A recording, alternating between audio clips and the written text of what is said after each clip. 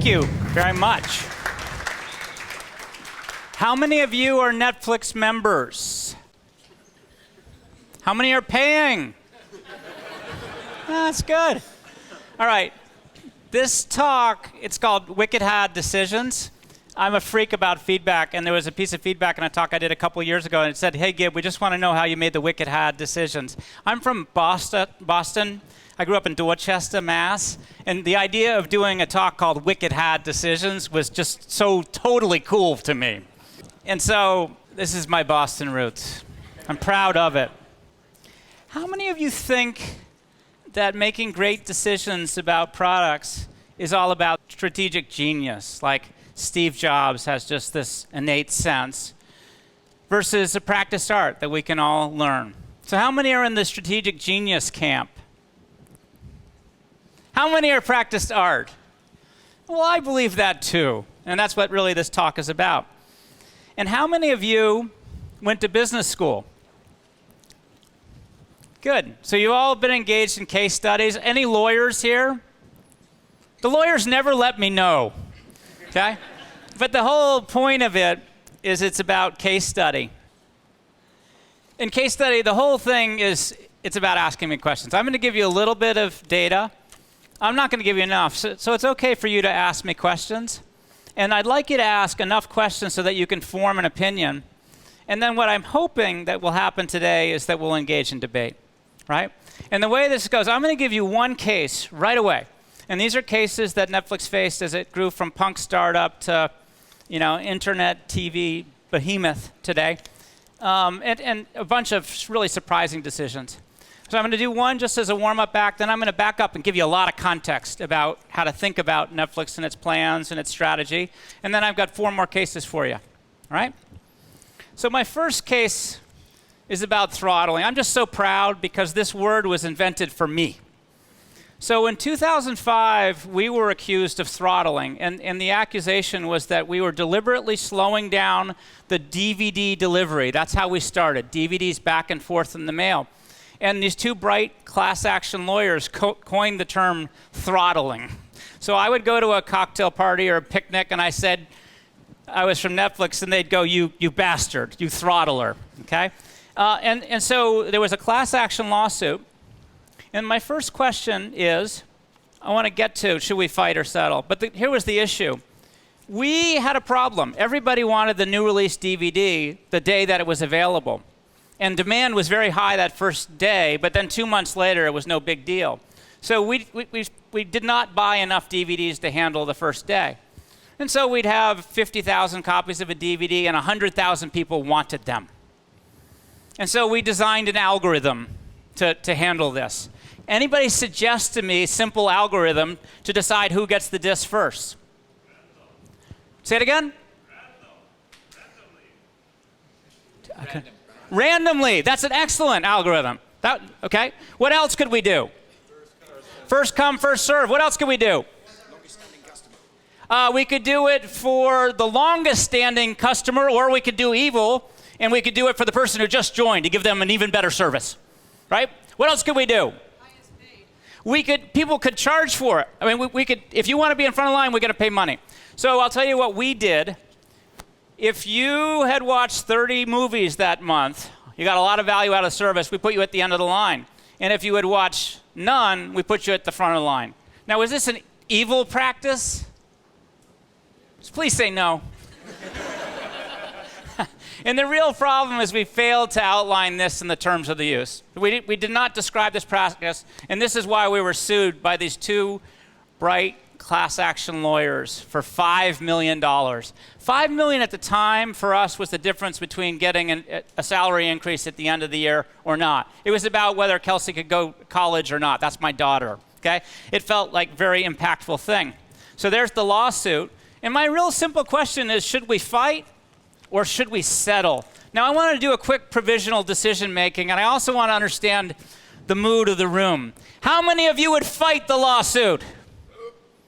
I love you. And how many would settle? Right, okay, we got a lot of settlers. Why do you want to settle? Fastest. It's the assumption here from Jenna is that this is a quick way to put it to bed. right? Why else would you settle? PR. Your assumption is what will happen?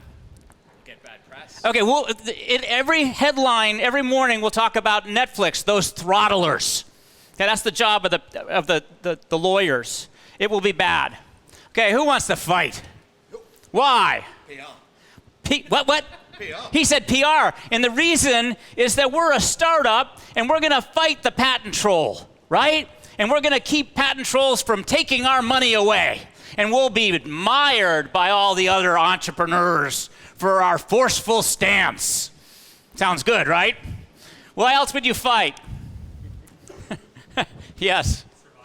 Survival. So maybe we're going to, who knows what other suits are going to come chasing at us. They're going to hit us $5 million at a time when we'll be out of the money. All right? Do you guys think this is a high stakes or a low stakes decision? How many say high stakes? How many say low stakes? Okay, well, let me just tell you. We thought this was no big deal.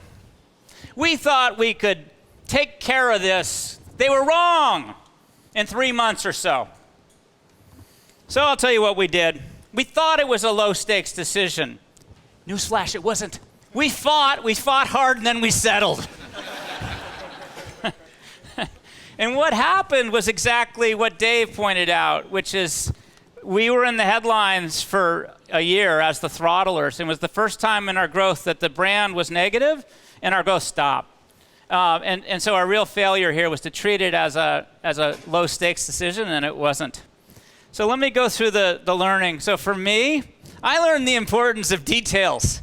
So after this, I would have a product manager who would read the terms of use every week to make sure that we didn't make a screw up like this again. And that was important. And the other issue was knowledge of the stakes. Fundamentally, we thought this was a low-stakes decision. In fact, it was high stakes. And that's very important in decision-making. There was one positive thing. We were a punk startup, and we said, you know what? We're approaching young adolescence. And what are the other kind of potentially yicky things that we're doing that we're either going to be fully transparent about or we will stop? So back in those days, you couldn't find the 800 number to call us. It was buried. Like, it only took 19 clicks to find. If you wanted to cancel, that was only like 23 clicks, right? So we looked at ourselves and we said, we either have to be transparent about what we're doing here or stop the practice. So we stopped those two yicky practices. And frankly, we stopped some other yicky practices that I cannot tell you about today, okay? They were so bad. So this is our first case. You were fundamentally smarter than we were. Would have saved us about a year or two of our lives. So now I'm going to back up for you, and I'm going to give you some context. I'm going to give you a brief history of Netflix. I'm going to talk about this idea of consumer science, better living through mass, A/B testing. I'm going to share with you the strategy for the company. Then I've got 4 more cases, and then I'm going to back up and abstract what can we learn about decision making from this. So the history, in 1997, Mark Randolph was the co-founder of Netflix. He sent an audio CD that he bought at a music store in the mail to himself, and it arrived unbroken and unscratched. And that was just when the DVD player was being born. The concept of all-you-can-eat movie watching was born finally in 2000. We went public in 2002, which was early. The IPO went very, very badly because there was this anthrax scare. I don't know if anyone remembers it, but people were afraid to open their red envelopes for fear of dying. Okay? So that's how bad the IPO was. We were tiny. We launched what we called in the US Watch Instantly in January of 2007 with 300 really stinky titles that were called Steamy Romance, which is code for something else. It was only on the PC, and it used Silverlight as the DRM. Does anybody know how bad Silverlight is? Yeah, lots of head nods. It really sucked. And then, yay, Canada! 2010 launch, the first time we were a streaming-only service. We no longer had to create a DVD by mail system and work with the US Postal Service. And that began the expansion worldwide. 2013, the big bet on House of Cards. Who's watched it? On original content, happened then. And then finally, we got to 190 countries, and today there's 130 million paying customers right? And there's about 300 million folks that are watching every day. This is what Netflix looked like in 1999. Yeah, this is a product leader trick. Always show how bad it was before you showed up, okay? Cost about $5 to get a disc. It took about 5 days in the mail. There were about 2,000 titles to choose from. This is what it looked like in 2005. There's a little bit of progress. 2007, and this is what it looked like the other day. So this is a simple, personalized experience with lots of original content, and now you're suddenly learning way too much about my movie tastes. A lot of the decisions at Netflix were easy. So we could A/B test things and see what worked or what didn't. And the idea, we called it consumer science, better living through math. And these were the 4 sources of qualitative. So we would talk to folks all the time in focus groups. We would talk to folks outside of San Francisco because that's where only freaks live. I'll do a net promoter survey at the end. We looked at the existing data, but the big dog was A/B testing. The mentality was, let's test it and see what works whenever we got engaged in a debate. So, gosh, we were the inventors of this 5-star system. And then Facebook was international, and they had a different idea, thumbs up and thumbs down. And we tested thumbs up and thumbs down. We got twice as much movie taste rating from all of you. And that was an easy decision, because we knew what the results. Of course, you can't A/B test everything, and that's what makes a lot of the decisions I'm going to share with you hard. There was a plan. Going to get big on DVD, and then we were going to lead streaming, and then we were going to go international, and then original content. Now I'm lying, okay? Because in 2007, 2008, we tested exclusive original content. It did not work. But by 2013, it did. Because we had this huge economy of scale. But this is largely the 4 chapters of Netflix's life, really over a 20-year period. And then the big idea was we were going to create this virtuous cycle, that the more customers that we had, the more opportunity for us to convince the device manufacturers of televisions, of game systems, to let you watch movies where you wanted, which is on your television, not on your frickin' PC with Silverlight, okay? And then the more devices we had, the more we could afford to get more content. And this virtuous cycle went on and on. Today, it's quite simple. The more content that you love to watch on Netflix, the more members. The more members that Netflix has, the more it can afford content. So this virtuous cycle is going great. It was really, really, really hard to get it going. It was hard to get the first TV-based game company to sign up with us, because we didn't have enough customers and we didn't have enough movies, but we finally got it going. I'm a product leader. My job, I describe it quite simply. My job is to delight customers in these hard-to-copy, margin-enhancing ways, where margin-enhancing is just a fancy way of say, make money so we can reinvest in making the product better in the future, in that invention.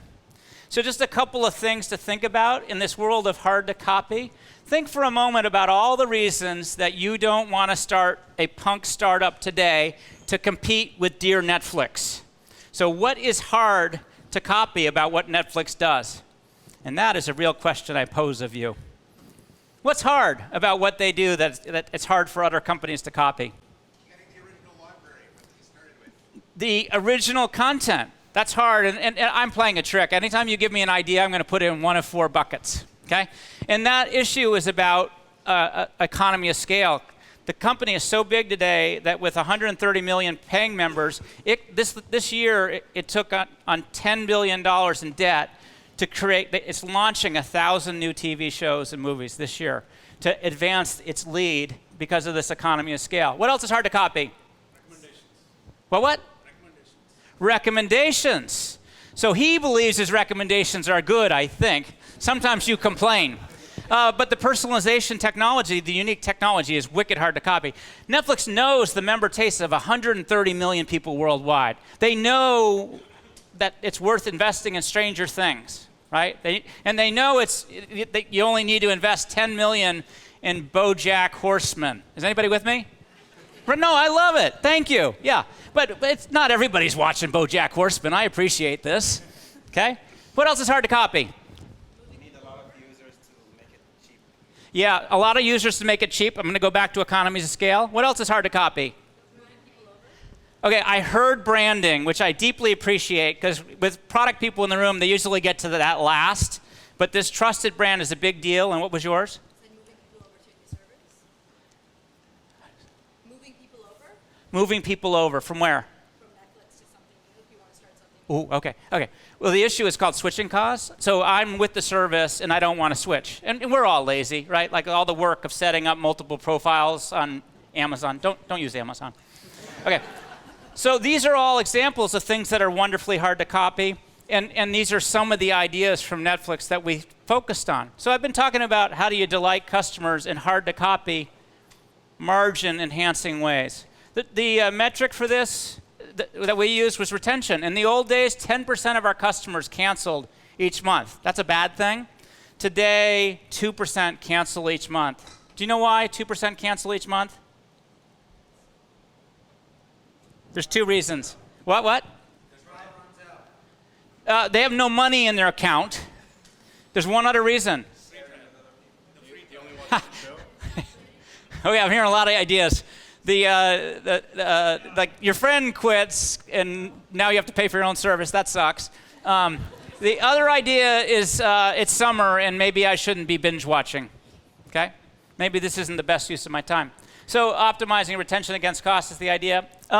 So here's the strategy that worked. The intersection of all these things that delight customers in hard-to-copy, margin-enhancing ways, these were the 5 ideas that worked. And we just pounded on all 5 of these. Today, 80% of the stuff that you watch is essentially recommended to you by the magic algorithms at Netflix. Okay? You're getting stuff instantly. It's wonderfully simple and easy, the service, compared to what it looked like in 1999. And today, the device ecosystem, every manufacturer on the face of the earth has enabled Netflix to let you watch live. We had metrics against all of these things. Ways of measuring, were we making any progress? So the proxy metric for personalization was what percent of customers in the first 6 weeks of their life with the service rated at least 50 movies? That was the proxy metric. First 6 weeks for a new member, what percent rated at least 50 titles? Do you guys have guesses for me? I heard 1, and even worse, less than 1. So I have now identified the most skeptical people in the room. Are there any optimists in the room? 10%. 10%. 50%. Okay, finally, we've got a very youthful optimist. Did you say 15 or 50? 50. Well, thank you for that. The answer is 30%, right? Unbelievable. And this gave us this clue that people were willing to rate because they valued the ability to find movies they love based on their taste. That was our proxy metric. So we had proxy metrics against each of these overall strategies. Now, we did not always win. We did not always succeed. There was an out-and-out fight with my product management team. Half the team thought we were creating this, automated vending machine, undifferentiated, not special in any way. And their theory was that a more entertaining experience would improve retention. It would be more fun and interesting for you. Does anybody remember You Don't Know Jack? It would like talk to you. There was a funny game show. It was hysterical, etc. And it hurt retention, right? So that was a failed theory. And in fact, folks love an automated vending machine for movies. It's simple and easy to find what you want. Another failed experiment. This is so sad to me. The idea was you would get great recommendations from your friends. You would connect with them. They'd have great movie ideas for you. There were only 2 problems with the theory. The first, your friends have sucky movie tastes, okay? And the second is you actually don't want your friends to know about everything that you're watching. That you binge watch Adam Sandler movies last Saturday night, right? So a failed hypothesis, and it happened to us about half the time. These high-level strategies did not work. Okay, so I've given you some context, and now I've got some more decisions that we desperately need help with. I hope this is a picture of London. James Mays, did I get it right? Close enough. Close enough. Okay. It's not the bit we like. Yeah. Okay, so here's the story. We invested 18 months of energy and time. We sent 50 engineers, 50 engineers, over to London to build the automated DVD delivery system in the UK. 18 months of effort and energy. We had a general manager who moved over from California to be there. Eventually, there were 70 people. Invested 18 months of effort, and we're 1 week from launch. Something very dramatic happened. There was a rumor that Amazon was going to enter a DVD by mail business in the United States. And my question is, should you launch or not? How many launchers are in the room? How many are no launchers? Well, I love you. You're a not launcher. What's up? I was working on Amazon's DVD rental stuff in Europe, paying stuff in time. So the rumor may not be true, right? The rumor, it may just be a rumor. We picked it up because we saw Amazon people talking to the DVD rental people down in Hollywood, right? Okay, why do y'all want to launch? Because you invested in time. Okay, we've invested 18 months of time and energy. Why else do you want to launch? Enter the market first. You want to be first. There's this huge advantage of being first mover. I say that with slight skepticism. Why else do you want to be first? Or why else do you want to launch this? Why fear the competition? It's room for everyone. Well, another thing is learning. Like, let's launch and learn. That was the whole intent. We were eventually going to become an international company, and this is a great time to start. So what did Netflix do? Chose not to launch. And this is a big story in Netflix culture and Netflix lore. So usually in the first couple of weeks, still today, they tell you about the time that they were 1 week from launch and they chose not to. So, and you can imagine there was a big fight, a big battle. There were very disappointed engineers, okay? It was messy, it was dirty, and that happens. So let me tell you why. So the first issue, first I want you to marvel at the fact that I found a piggy bank that's underwater. And the theory here is this is money that was spent, but we should ignore that sunk cost. In fact, all we should focus on is how we spend the money going forward. And we could invest it in any number of things, right? And this was going to defocus us having 70 people focus on a DVD by mail system. The other thing was that we kind of said, what were we thinking? If you recall the plan, get big on DVD, lead streaming, and then go international at a time where you didn't have to figure out how to deliver DVDs. So we sort of got ahead of ourselves. Like we were doing the what were we smoking kind of deal. We needed to focus on the long-term strategy. And what did we need to be investing those 70 people in going forward? Streaming. The other thing was personalization. And this was the story about the power of no for us. Now, interesting, did Amazon launch a DVD by mail rental service in 2007? No, it was a rumor. The other thing, was this high stakes or a low stakes decision for us? It was high stakes. Amazon was a big gorilla. We were like the little yipping chihuahua, and this would have been really threatening. So we chose to focus on home. Now, Amazon got the memo that we cared, and they chose not to compete with us because they knew that we would do whatever it took to survive. So just think about this as part of the formation of the Netflix culture. Anybody here know Blockbuster? Was Blockbuster up here? It was really awesome, right? You love late fees, right? Yeah, okay. So Blockbuster had the opportunity to buy Netflix in 2002 for $50 million, okay, and they chose not to. Good decision, bad decision, right? Well, in 2007, they got serious, and they had a DVD by mail system, and then they did something very competitive, which is they launched this total access program. And so the idea was that you could go into a store, you got a DVD in the mail, you could go to the store instantly and exchange it, back and forth, back and forth. You didn't have to wait for stuff to go back and forth in the mail. You could watch as many DVDs in a month as you wanted. And this was called total access. Very competitive. Our growth started to stop for the second time ever. So we've got the battle. We've got total access, and we've just launched Watch Instantly with 300 steamy romance titles. This is this is the table. And we had a couple of choices. We could buy a startup called Redbox. Redbox is literally an automated DVD machine that was in 30,000 stores in the United States. The co-founder of there used to be part of Netflix. So we could buy Redbox in order to compete on instant DVD delivery. We could lower our prices, and we knew that if we lowered prices, that was the one way we could increase our growth. The other thing was we could do nothing.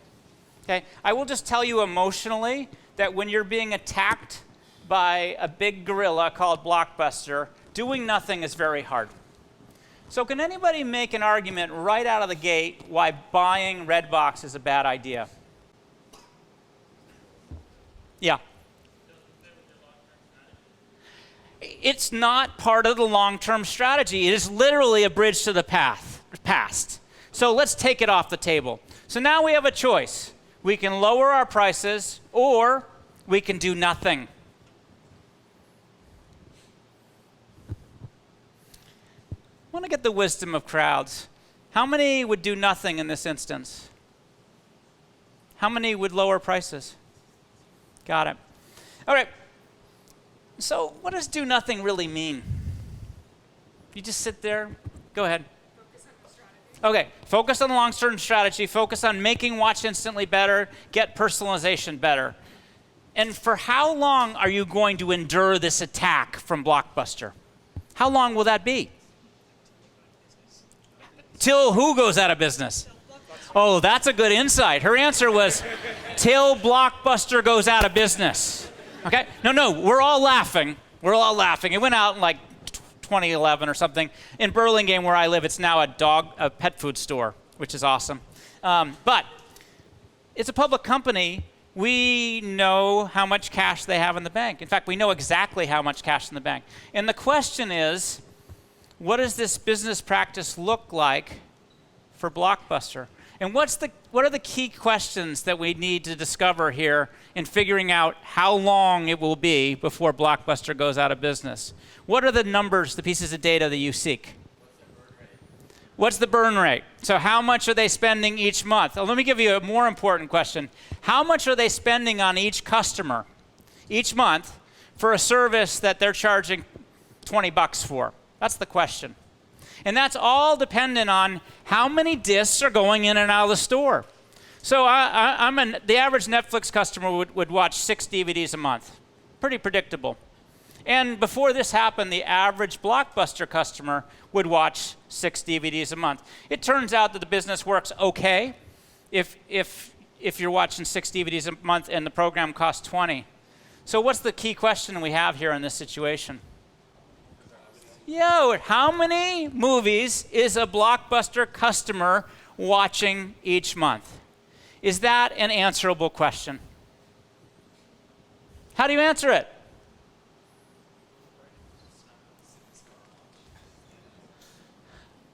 It's hard to hear the murmurs. It's not quite confidence enough. Can someone shout an answer confidently about how to get the answer to the question? Same-store sales? Same-store sales, so it's public. It's hard to tease out the difference between their rental and the free exchanges. But what else could you do? Survey. What does survey look like here? You stand in front of a Blockbuster. Okay. Has anybody ever hired a summer intern? This is the job of a summer intern. They have a yellow pad of paper and a pencil, and they say, how many discs have you watched this month? And guess what the answer was? I got a guess of 11. 10. You guys are, for some reason now you're totally awesome guessers. This is awesome. It's about 10. 10 discs a month. Each of those costs about $3. So they're spending $30 a customer for 20 in revenue. And now you just do the math. And the CFOs are good at this. So I say, hey, Barry McCarthy, who's our CFO, you know the cash that they got in the bank, and you know the cost. And he said, I give them 9 months. That was his guess. What's wrong with lowering prices here? Race to the bottom. Race to the bottom. Good answer. What about dear Wall Street? What would they think if we lowered our prices? Like our stock is going to tank and Kelsey's not going to college. Okay? Badness. Okay, so we chose to do nothing. And let me just tell you how the decision played out. We made a provisional decision. We said, hey, we think we can hold out. And we said, we're going to spend about a month getting additional data. And that's when we had the summer intern idea. And a month later, we got the additional data. And we did all the calculation that you said. And we chose to do nothing. And it was hard. And we did nothing. And Blockbuster stopped in 9 months. Okay? Just as Barry predicted. Just marvelous. So here's what we learned. We obsessed over Blockbuster's customers more than they did. Like we knew their customers better than they knew their own customers. In this case, we defined the stakes. It was a high stakes decision for us. We said we're going to give ourselves about a month to get the data, and then we're going to make a decision at that point. Many companies would run around like chickens with their heads cut off, and somehow we avoided that. We found the data. So questions are easier to answer with the data. Again, the interns were awesome. And again, we focused on the long-term strategy. Our streaming got better. Our personalization got better. Lots of goodness. Got another case for you. Remember I said it was super hard to get the virtuous cycle going? That people were frustrated watching on their PC laptop with frickin' Silverlight? They wanted to watch on the television, but we could not convince any TV-based partners to work with us. So we did this little test, a painted door test, and we said, hey, Netflix members, for $80, we'll give you a magic box that you connect to your television and you can watch instantly on the TV. And the customers loved this idea. And then they hit the button and we said, oh, we're sorry, under construction, whatever. Okay? Yeah. So here's the decision. We know there's high demand for the device. At this point, about 10% of our customers are watching about 15 minutes a month. So we're getting there, but no big deal. We got to get to the TV. And our investors and our partners are wary. Investors live in Wall Street. Partners are people like Xbox or PlayStation or the Wii or Samsung. So why are investors wary about this plan?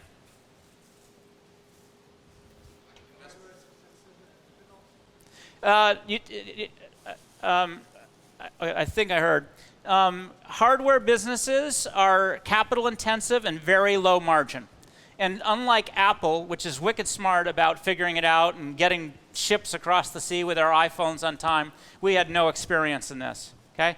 And investors did not like us going into a low margin hardware business.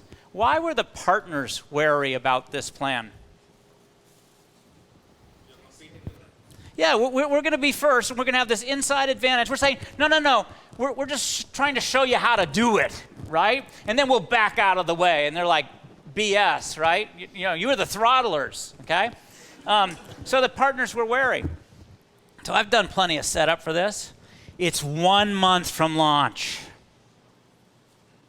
How many want to launch?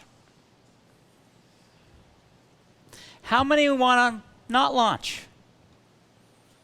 How many lost your arms? I'm going to do it again. How many would choose not to launch? You're coming along. You're becoming part of the Netflix culture. The power of no and focus. We chose not to launch. Now, we got better at this. Let me tell you about the human cost. Remember we had all those unhappy engineers in the UK? This time, first of all, we beat ourselves up. We sort of said, what were we thinking? The 1 month from launch, the same dude, Barry McCarthy, came back from New York and said, investors are not on board with this plan.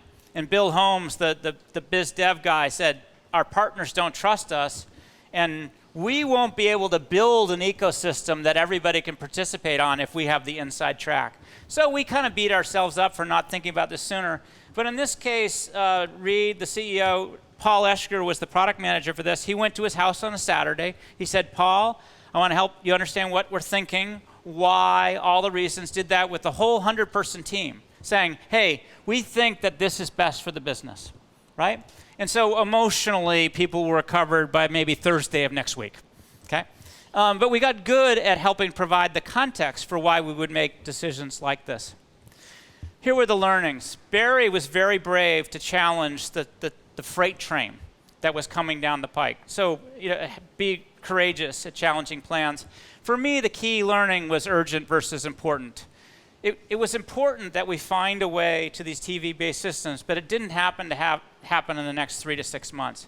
What happened is 12 months later, Xbox, they were impressed by the demo that we did with our own little magic box, and 12 months later, they signed on. They were the number 3 game player, and they were trying to differentiate themselves. In the first month, they had 1 million members streaming instantly on Xbox. It was amazing. And PlayStation noticed that and said, we want some too. PlayStation saw that, we saw that, and we wanted it too. And then Samsung, LG, and eventually the rest of the world. So it wasn't urgent, but it was important we got there. And of course, it's hard to try to get an inside track when you're actually trying to build an overall platform. Oh, the cool story, what happened to the 100 people who had built this magic box? We threw them out of the building, and this is the formation story for a company that just went public in the last year. It's called Roku. Okay, so the magic box is a Roku device, and now they're a wonderfully successful hardware provider that streams every platform. All right, I've got a last hard decision for you. This is a today's decision. Netflix needs the answer to this question. Today, you hit that big red button, you give your credit card, and you're engaged in a free trial. And at the end of the month, it magically shifts to charging you your $11 a month. There's no notice that says, hey, your free trial period's about to end. They don't send you a text saying you're about to start paying. There's no email. They don't tell you on your personalized homepage. And what happened was some bright customer service people said, hey, we're answering $10 million worth of phone calls from people saying, hey, it's day 31, day 32. I meant to cancel, but I forgot, right? But there's $10 million of phone calls and all the work of backing these things out and convince the rest of the team that maybe we should test this thing. Just a little bit of existing data. Think for a moment, what % of folks click on that red button to start your free trial, hand over the credit card, and are engaged in a free trial? It's a number between 0 and 100, okay? That was a joke, by the way. Anybody got a guess? What percentage of people, out of 100 people, what % hand over credit card to start the free trial? What's the number? 25, 6, 7, it's 2%. It's surprisingly low. So the other metric that's wicked important here is what % at the end of their 1 month free trial convert into the paid service. Okay, we got 40. I'm going to give you a clue. This number is surprisingly big. And the number is? 85, it's 90. That's what month 1 retention is. Surprisingly high. It's a great way to get to know the service. So we tested the idea. You get a text, you get an email, personalized homepage. Your free trial is about to end. Very aggressive. Do you think customers will notice? Will this change the metrics? How many believe that this will actually change customer behavior? How many people believe no one will notice it? This is the world of tests. Like half the time it's a wash. In this case, it changed customer behavior. And the key piece of data is what happens to month 1 retention. So it drops from 90% down to 70, 50, lots of numbers, 85%. Now that causes an $80 million drop in revenue for Netflix in the course of a year.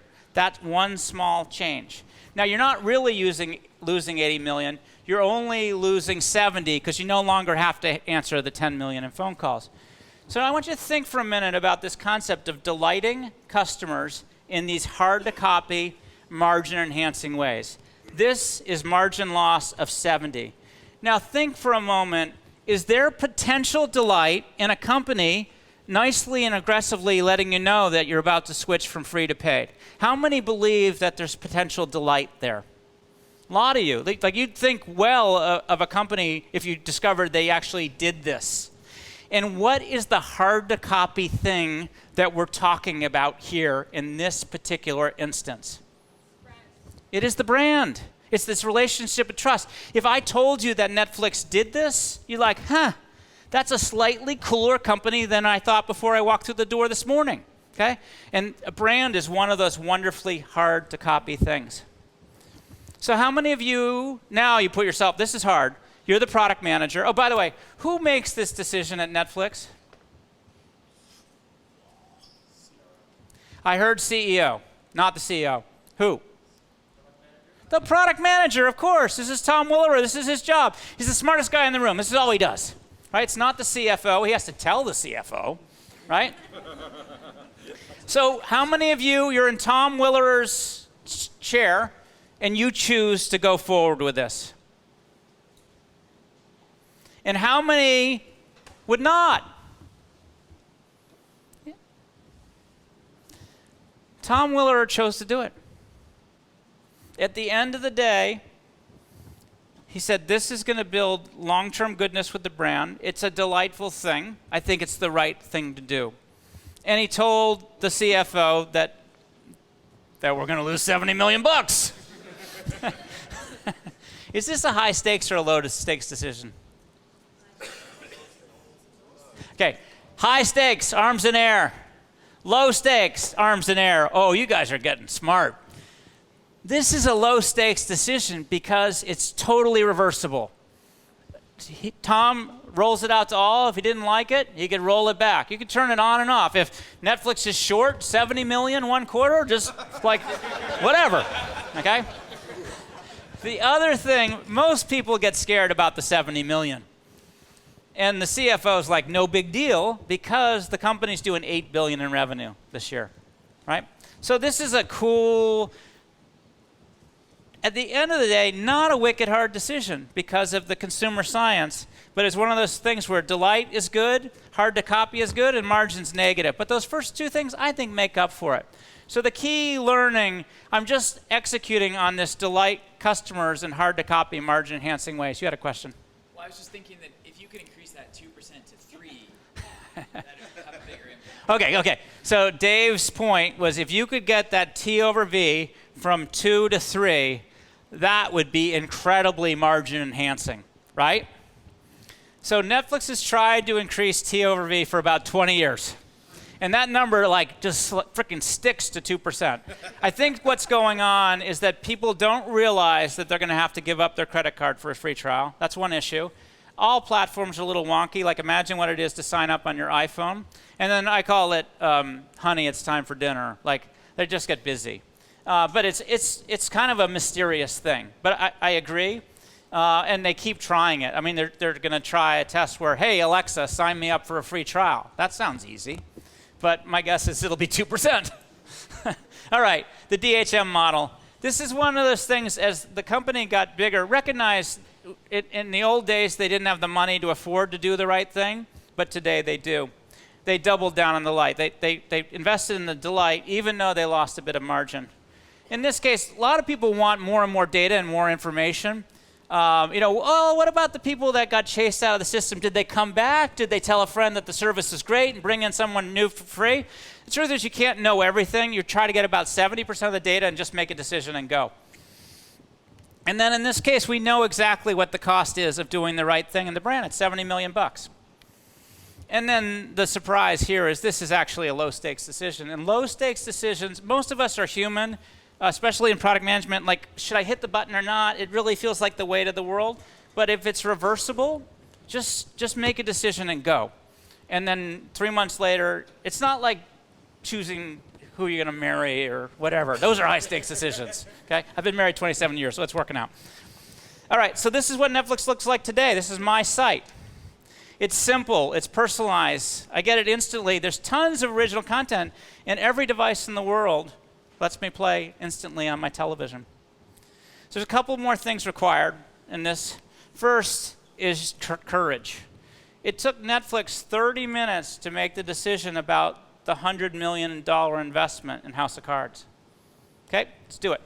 It took them 30 minutes to make the decision to cancel season 6 because of Kevin Spacey's sexual harassment of a teenage boy. Okay, 30-minute decision. That's courage. That's fast decision making. It requires patience. Lots of it. Takes about 20 years to make a great company. Kelsey's not going to college. She's not going to college. Maybe she'll go to college. No, she's not going to college. Anybody know what that blip is right there? In the US, they made an announcement to separate the DVD by mail service under a new name called Quickster from the streaming service. Customers were going to go over here for their DVDs and over here for their streaming. Does that sound like a customer-obsessed decision? No, it was really bad. And the worst thing was everybody thought the name was ridiculous. Quickster. And within a week, it was like total, like on Saturday Night Live, they were spoofing it. So anyways, Reed on this decision says, hey, we made a lot of good decisions. I lost my humility, and I stopped focusing on customers. So it requires humility. So I'm going to try to abstract the decision-making principles from all of these decisions.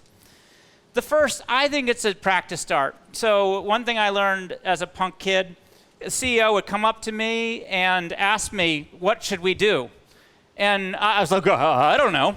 But I learned that she was giving me practice in making decisions. So I learned to immediately ask questions, lots of questions, until I could frame my opinion and then engage in meaningful debate. And I was just getting practice.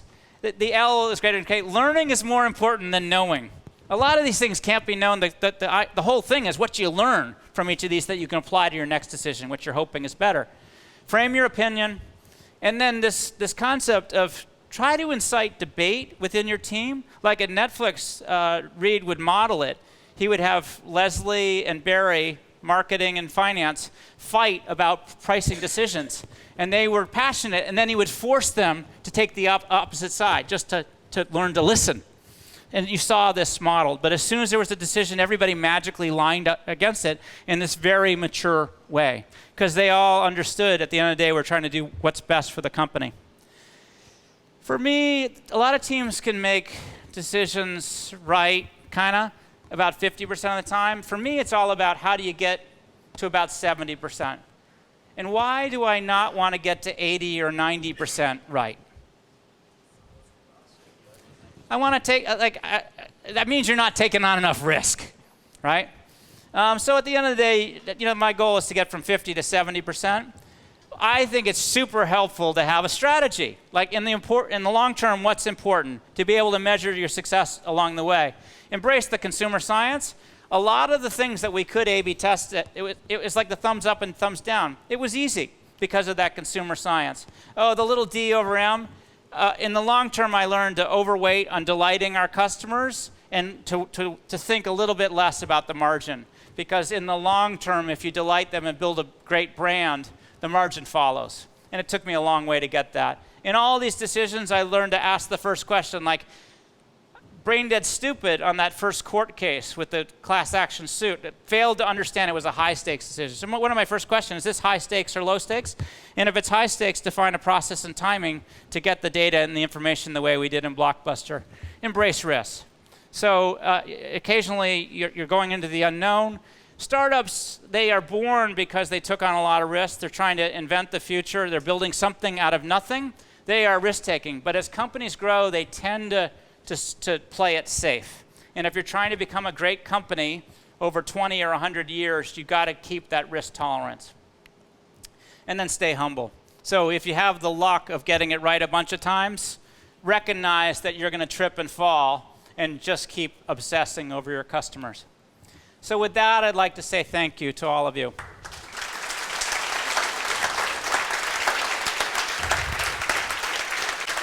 Now, I told you I was a feedback freak, and this is that very awkward moment for me. You've all seen street performers. They do their thing, they juggle, etc., and then they put out a hat and everybody leaves. Okay? I am not putting out a hat. But what I'm looking for is feedback. So I would love, love, love it if you could go to gibsonbiddle.com, and there's a Net Promoter Score survey. 0 sucks, 100 is great. Pick any number in between, but I've got something exciting in a moment for you. There's a PDF of the presentation, and then I wrote an article called Wicked Hard Decisions, which is good, but this is the thing I'm excited about. So I think if you do whatever you do with that thing, it'll take you to the SurveyMonkey link right away.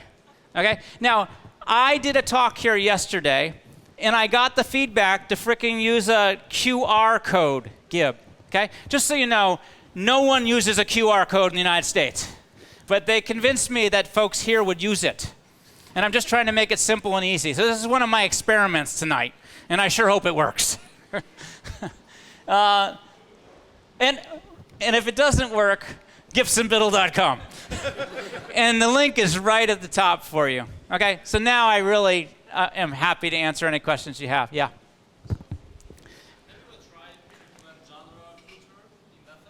Yes, the question is, have you ever tried to do a genre filter? Have you ever tried experimenting with filtered search? Any number of ways. Yes, we have. And about 2% of our customers use that. And I'm assuming that you would be one of those 2%. And that's just not high enough value because it just clutters up the experience and gets in the way of the 98% of you who don't need the filtered search. And this happens a lot. Like, I live in Silicon Valley. Everybody in the building says, I wish you would do filtered search and filtered genre, with little check boxes to tell it exactly what you want. Because we're freaks. We are not normal people. But when I go to Pawtucket, Rhode Island, which I think normal people live there, we discover that it's just not worthwhile. Through A/B testing, we learned it's just not helpful. And so there's a lot of features like that that are good for 2% we don't engage in because they would make the experience too complicated. Yeah? You mentioned a lot about sticking to a long-term strategy. Were you tempted, or did you have to always, at certain points, reevaluate your strategy to make sure you're doing, especially when you get those pressures like Blockbuster or the other one and launching a new game? I got it. The question was, you talked and reinforced a lot the value of long-term strategy. Did you have to keep reminding yourself of that focus? Were you tempted from time to time by different things, especially from competitors? So yes, we are human, okay? We were tempted a lot. So my team would come to me and say, hey, Gib, we should let customers get whatever title they want the way you can rent a movie on Apple today. A la carte, $5 to download whatever you want, an expensive title. Hey, Gib, we should be doing live TV. Hey, Gib, we should be doing sports, all of those things. The main thing we had was we let Hulu focus on the advertising-supported television. We let Apple focus on the rent anything you want, and we just tried to stick to what we thought we did best was give as much value as we could, as many movies as we could, for a price like $11. So we had to keep reinforcing the need to stick to our knitting. And then I told you, half of our hypotheses failed. But yeah, we needed constant reinforcement to focus, like any human. Yes? Netflix has one of the most widely circulated culture decks, Yeah. I think, in startups and tech. How often or how sort of strict do you stick to those, core values in the product team? So just sort of a prop piece. Yep. Okay. So the question is, how many of you read the Netflix culture deck? Yeah. Well, I think your question is that how people really behave? Yeah. And so the answer is that's how people really behave. Let me just tell you why it existed. There's some really scary ideas in there. So what would happen is people would come to Netflix because of the unlimited vacation, which they were really excited. And then 3 months in, they'd learn about this thing. Back in the old days, good performance gets a generous severance package. Okay, it was trying to hit a very high standard, a professional sport team. That was the model, not family. And so we realized that we were surprising people, and so we put the culture deck out there to help people understand what they're really getting into. And frankly, a lot of people were attracted to it. So it ended up being a recruiting tactic where we got highly talented people that from different walks of life, essentially. They weren't movie freaks. So it was after the Netflix Prize was one of our biggest recruiting tactics. It worked great. Engineers thought it was cool because of our algorithmic work. And the second was the publishing of the culture deck. And it's revised all the time. And it's a pretty true statement of what happens there. Okay, way in the back. Yep. I was just wondering if you could give more context on the thumbs up, thumbs down decision. Yeah. Because you quoted a proxy metric that was something like interaction with the feature, which for me doesn't directly correlate to user value. I get the long-term benefit of better recommendations. Yep. But I think with your user base, there was a confusion over the star system of what those stars actually mean, and they're getting some informational value out of that, right? Yep. And I think recently you also removed the reviews. Yep. So there's also this trend of let's give less information to the user in favor of percentage matches. Totally got it. Okay, so there's two issues there. What really happened when you switched from stars to thumbs up and thumbs down? And why the heck did you get rid of the reviews? Okay, so I'll answer both questions.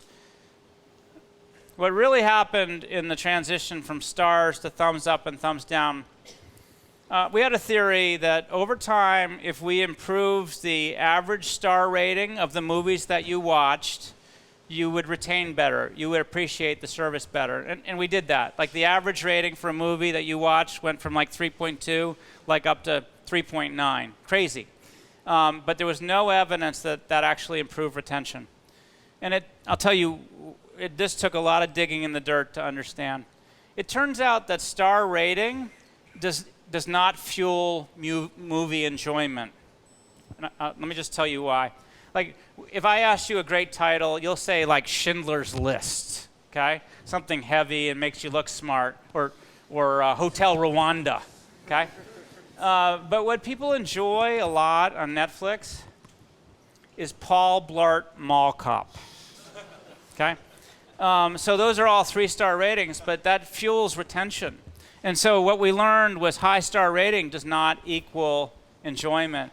I don't know if anybody remembers, but the first big deal for Netflix originals was actually a 6-movie deal with Adam Sandler, who's like the ultimate leave your brains at the door comedian, okay? Like he did a title that was called The Ridiculous Six, that the review said, if you found 100 ways to die in the West intellectually demanding, then Ridiculous Six is perfect for you. So that was one of the reasons that we realized that the stars didn't have value. What I said was very true. We got a lot more taste feedback with the thumbs up and thumbs down. And then your second question. The movie display page is where you see the reviews. Each year it got simpler and simpler. It turns out in the world of streaming, it's a very low-stakes decision. I hit the play button. I start watching. If I don't like it, I just quit out. Like I don't have to wait for the DVD to come in the mail, or I don't have to decide on pricing.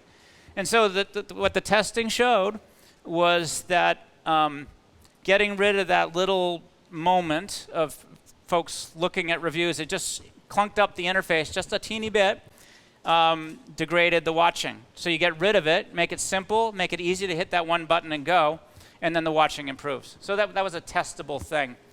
And it was all part of a natural continuum of just making the service simpler and simpler and simpler. Not to get in the way of what you want, which is to watch a movie.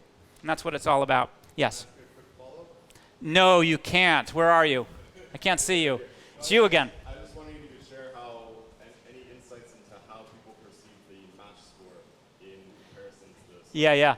Okay, his question is today, Casino, the movie, is a 98% match for me. So it's just Netflix saying that, hey, Gib, we think you'll really enjoy it. It might have said 3 stars before, I don't know.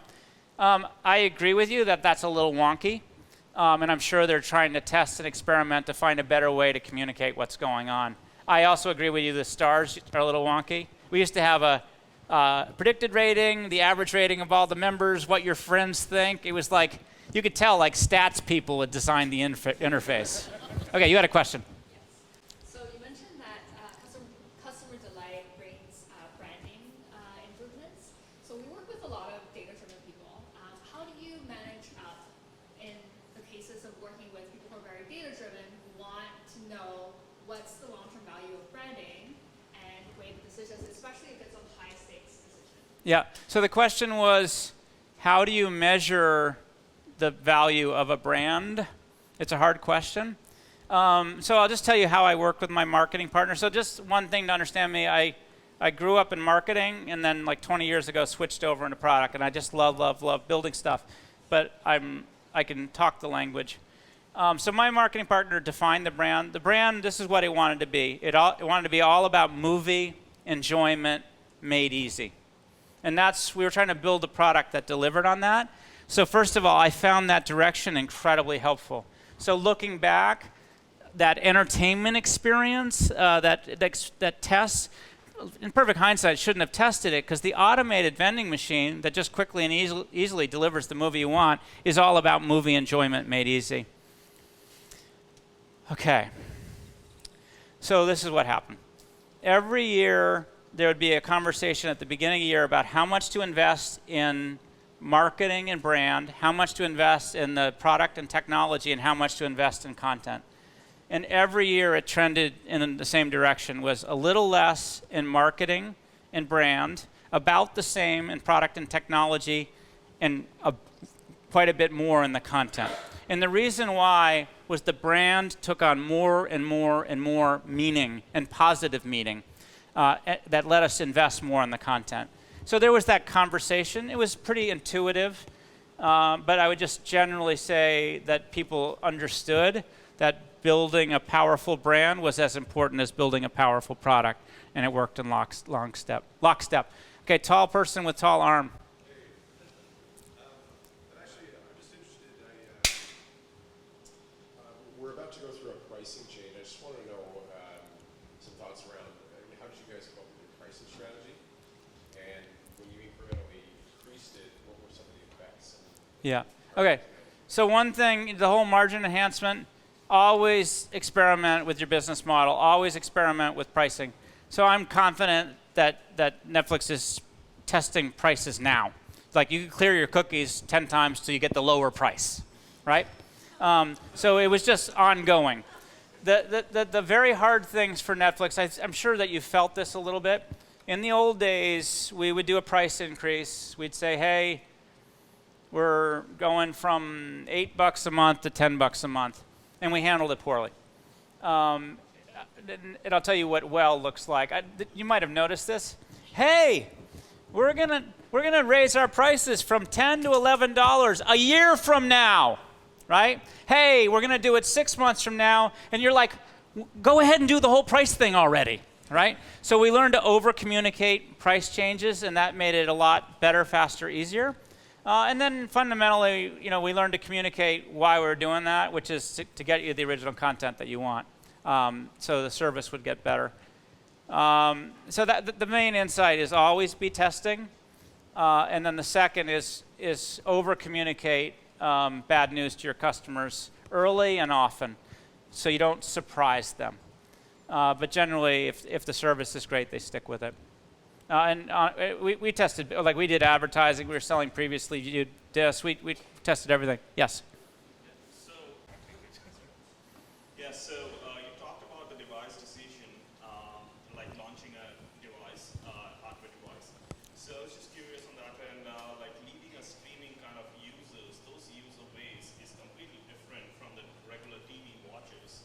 That's kind of TV watchers, regular TV watchers. How do you appeal to those at that stage, considering that is the larger target market base at that stage? I just want to get your assumption. You believe that a DVD watcher is different from a streaming watcher? I believe, yeah, to a certain extent. Is it not? Okay. So the early audience for Netflix, I call them Silicon Valley freaks and LA movie buffs. right? So we found these really hard to find movies. We deliver them. People were willing to pay like $28 a month because it was the only way to find hard to find DVDs. And really what we learned to do was to create a simple, easy service that the rest of the United States and eventually the rest of the world would enjoy. So really the main difference was going from those movie buffs and freaks to a much wider audience. And that was just a very natural continuum in my mind. So the main thing is we were going from a small audience to a broad audience, and the key thing was to get the price-value mix right and make sure the service was simple and easy so you could get into the movie as quickly as you want. On the TV. On the TV. Absolutely on the TV. Yeah, that was the key thing. Get to the TV. Silverlight is evil. Question. Right here. Okay, here comes the last question. Then I'm going to hang out. I'm going to drink a beer, and then I'll answer questions for like 3 hours if you need to. Yeah. The Maniac character recently commented that a lot of the storytelling in that show was dictated by consumer data. So as a product person, how do you find the balance between creative freedom and consumer data? Is consumer data always the go-to path? Yeah, I just want to. You started by you have to. Yeah, you started by saying Maniac. Yes. So you said that an actor said. The director? He said a lot of the storytelling was dictated by what Netflix thought people would like. Yeah, I just don't believe it. But okay, let's get into it. Okay, so what she asked was, here's Netflix, data-driven consumer science company. Are they helping storytellers to tell their movie more effectively through data? Or are they limiting creative freedom that way? Or are they limiting creative freedom that way? That hasn't been my impression. So I'm super curious about your anecdote. What I have seen is Netflix, the main thing they focus on is what's the right level of investment. So how many of you have watched Orange is the New Black? Okay.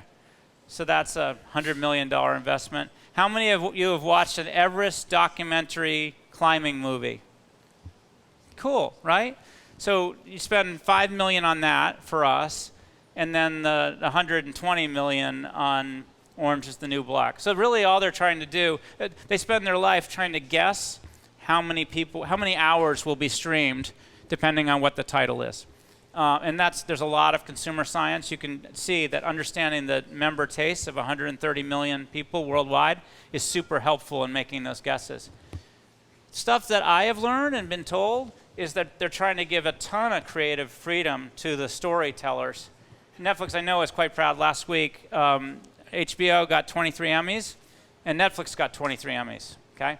And so what's been really going on is that Netflix has been working for the hearts and minds of the creative community, the storytellers. Reed Hastings, the CEO, he says that they're not informing the storytelling process. They're just trying to right-size the investment. So I'm really curious to hear more. Yeah, that would be great. Send me the link, send me the story. I want all the dirt. Okay, thanks a ton. If you haven't done it yet, the subliminal thing is I'd love it if you give feedback at this site. It's right at the top of the site, 0 to 10, pick a number. And if I get more than 50%, I'll share the results with you. But I always get wonderful gems of feedback that helps me to figure out how the heck to do this better. So thanks a ton for having me. Thanks, Product Tank. Thank you, Connected.